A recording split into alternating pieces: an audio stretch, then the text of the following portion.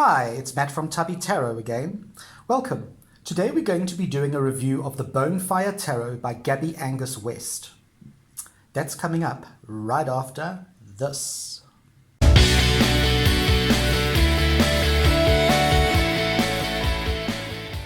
Hi and welcome back. Okay, the Bonefire Tarot. First of all, this tarot comes in such a huge box, I can't even get it onto the full screen. I'm going to try and turn it around this way. There we go. All right. It is an incredibly artistic and intense tarot deck. Comes in this beautiful, beautiful box. It is a nice, thick cardboard box, okay, with the blurb on the back. Beautiful artwork, lovely, lovely artwork. Nice sturdy box that you can keep the cards in. And it comes with this, I'll try and do it this way. It comes in the form of like a little magnetic booky boxy thing. It's got a little ribbon here that you can use to open it. So when you open it, your cards are in there in 2 packs. Not a huge fan of this way of sending cards over, but you know what? It's fine. It's got this insert that you can take out if you want to. I like to leave the inserts in because they do tend to protect the cards. Okay, so it's got these pretty little ribbon things to stop the lid from falling over. And then on the inside of the lid, it just says Bonefire Tarot. I'm always happy when I get little extras like this, that the card maker or the printer has actually gone to the trouble of actually just doing a little something on the inside of the box. The box, the deck is printed by Schiffer, so you know that the card quality and the box quality and everything's going to be pretty good. Okay, so Bonefire Tarot. The kit comes with, oh my god, I'm messing up my stones. Okay, the kit comes with a rather substantial guidebook.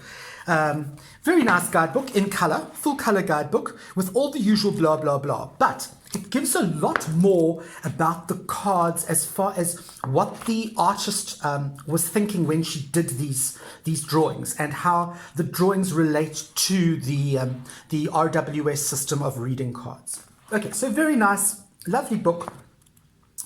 Some amazing artwork and amazing information, some really good information in here about the actual deck. Right, let's put that aside and let me show you the major arcana. Now, that's what the backs of the cards look like. All right, really cool, but you can already see it's going to start becoming really intense and really, really in depth as far as the actual artwork goes. So let's turn these over and let me show you. All right, that is what I mean about intense artwork. Very detailed and very colorful and just really awesome. These cards allow you to go so deeply into the image. They're funky, they're modern, and yet they have a certain old world charm to them, and you'll see that in the suits. Okay, let me go through this. That is the Fool card. Love her. She looks almost Hawaiian. Here we have, let's turn them like that. Here we have the Magician.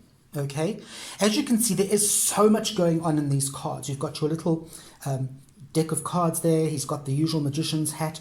And if you look carefully, you will see there's the wands, there's the coin, there's his little infinity sign.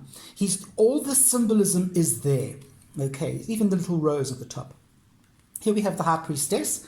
All the cards have the name of the card written at the bottom. And then within the card, they've written it as part of the drawing. And then the number of the card is somewhere within the drawing. Some are easy to find, some are more difficult. And you can see it's very Rider-Waite based. We've got the book that you would normally use. We have the 2 pillars. So it's pretty Rider-Waite based. The Empress card, you can see there's the pomegranates. And if you look there's so many little things. For instance, there's a little fetus being gestated, as it were. And again, you've got the words written within the drawing. The Emperor card, can you see what I mean about old world and modern? We have this almost Merlin-like figure, and this figure crops up time and time again. The Hierophant, your 2 figures plus the Hierophant. You have the Lovers card, wonderful card, love her little bikini bottom. And of course it's got other little things. For instance, look at this, isn't that gorgeous? A male and female wedding bands or engagement bands right there. So you've got that Lovers union. Here we have the Chariot, you've got your 2 bulldogs pulling the chariot. Here we have strength. You see, the lion is there, she's there controlling the lion, and of course you have strength there. So very RWS. Here we have the hermit, the wheel of fortune. Still have all your symbols. There's the snake. Justice, scales, sword. You have the hanged man. Love this hanged man. It almost looks like he's actually hanging upside down underwater, but he's not. Okay. Here we have the death card. Now the death card doesn't say death anywhere on it, which is so cool. It just has the number 13 on it, which is really cool. Kind of this death card kind of reminds me of the Santa Muerte deck, in far loosely done. Okay, here we have temperance. Still got the temperance, the water. We have the devil. Okay, nicely chained up. We have the tower card. That's a great tower card. I love the way the bell is falling and you've got cards flying and you've got this chick's feet going there, broken heart, kind of still got the lightning, but there's just all kinds of extra things, you know. Oops, sorry. There we have the star card. Beautiful. I love the way she's wearing it as a sort of almost like a bindi, like a giant bindi on her forehead. We have the moon card. All the symbolism is there. You've got the windy road, you've got the moon, you've got the crayfishy type crabby thing, you've got the two dogs. Beautiful moon card, actually. Sun card, such a funny card, such an awesome card. Reminds me almost of the Teletubbies. Okay, judgment card, lovely, lovely judgment card. So much going on there. And then, of course, last but not least, in the major arcana, you have the world card. Okay, gorgeous card.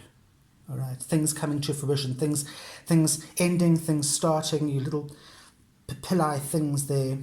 Okay, so that's the major arcanas. Let me take you quickly through the minors. Here we have the swords, and here we have the wands. Okay, so you know what we're going to do? We're going to whip through these at rapid rate. I'm going the other way around. We're starting with the kings and we're going to work our way down to the aces. Okay, so King of Wands, King of Swords. He's got a pine cone. Pretty cool stuff. We have Queen of Wands, Queen of Swords. Okay, this very, very disturbing faces in some of these cards. Here we have the Knight. Lovely, riding his horse. The horse is there. Okay, Knight of Swords galloping along. Here we have the page, all right. So much going on in these cards. You really need to actually sit down and study them and look at them. Ten of Swords. Wonderful. This card is so cool because normally you see the figure from the side, either this way or that way. This is showing you the figure from the front, kind of like from the head shot, if you will. And I love the buzzard sitting around just waiting. Okay, here we have the Nine of Swords. Okay, lovely that he's actually got his gash there on the Nine of Wands. Sorry, that's Swords and Wands. I love the way he's actually got his gash. It's not all bandaged up. Okay. Here we have the 8. Oops. Oh, well then, I'll tell you what we'll do. Let's just move that out the way. Here we have the 8. Okay, and it's pine cones. Love it. We have 7s. We have the 6s. Love that. Reminds me of an old hippie. 5s. So sorry, these cards are slipping around today. This 5 is my best. It's actually showing you exactly what we all know is happening. The dude is just beating the living crap out of the other dude. So we know that the 5 of Swords I always think they're fighting, and yes, there we go. He's giving him a clap, as we say in South Africa. Okay, here we have the 4. 4 of Wands, 4 of Swords. She's having a nice bath, nice relaxing bath. Here we have the 3 of Swords and the 3 of Wands. Nice that they've got this almost like a clockwork. The heart looks almost like a peach, a clockwork peach. And of course we have the 2. And we have the aces.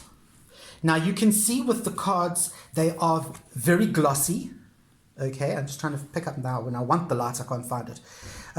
Very glossy cards, very good card stock, nice Schiffer card stock. Schiffer doesn't normally give fantastic card stock, but in this case, they've actually got some. They've given some really good card stock. So I'm very chuffed about that. I'm very pleased about that.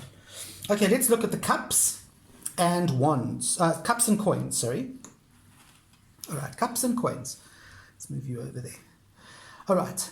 Wonderful, wonderful. So different. Now, of course, cups have to do with emotions and water and all that sort of thing. And coins have to do with the good things in life. So here we go. Cups, wonderful. Very watery.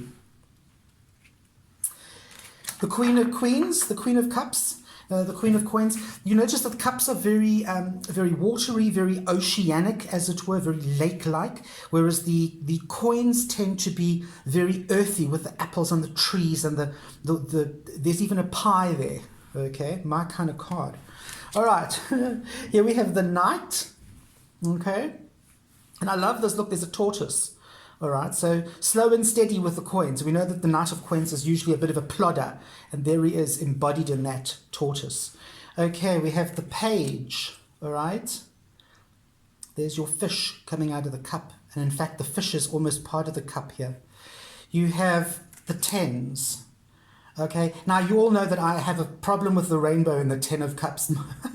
This rainbow is just so cool. It's kind of like a 70s acid kind of rainbow. I love it. Okay, here we have the Nines, all right. That's a very, very Rider-Waite image. It's almost exactly Rider-Waite, but you can see how it's reflected within a mirror. So I don't mind that. I don't mind that they've kind of copied almost completely. Here we have the Eights, okay, working, wonderful. We have the Sevens, lots of stuff being offered there.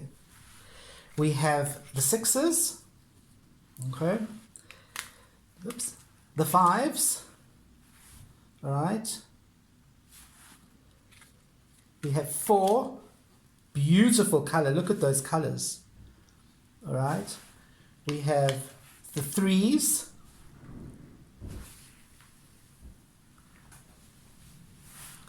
we have the 2s, love the tattoos, it's my best. And we have the Aces, or the number 1 cards. Unfortunately, this deck costs an arm and a leg. It is a very expensive deck. It does not come edged. I edged this in a purple. Okay. It looks blue in the camera, but it's actually a darkish purple. Camera light's making it look blue. It is a very, very expensive deck. This deck cost me 800 Rand, about approximately 800, was it 800? 600 or 800 Rand, I'm not sure, which is quite a substantial amount of money in South African money. It's quite a lot of money. But I personally think it is worth every single cent. The cards read nicely, they shuffle nicely. They are a little bit slippery because they're fully glossed, but they read nicely. It's very RWS, so it's not a difficult pack to read with. I don't recommend it for beginners because it's just too detailed. There's just too much happening. But yeah, Bonefire Tarot, if you can afford it. I don't know what the pricing is in other countries, but it's definitely something to perhaps save up for and then get as part of your collection, because it's very, very usable. It's not just a collector's deck. It is a very usable deck that has great energy, fiery energy, and energy that I know that you will just want to, when you get this deck, you'll want to work with it. You won't just want to look pretty and sit on your shelf. You're going to want to work with this thing. Okay, so that was the Bonefire Tarot. Please leave me lots and lots of love down there. Give me hugs, give me loves. You know the drill. I need you to please, let's get my channel out there. Tell your friends, tell your family, even get your dog to give me a like. Okay, I'm Matt from Tubby Tarot saying I will see you next week with another review. Bye.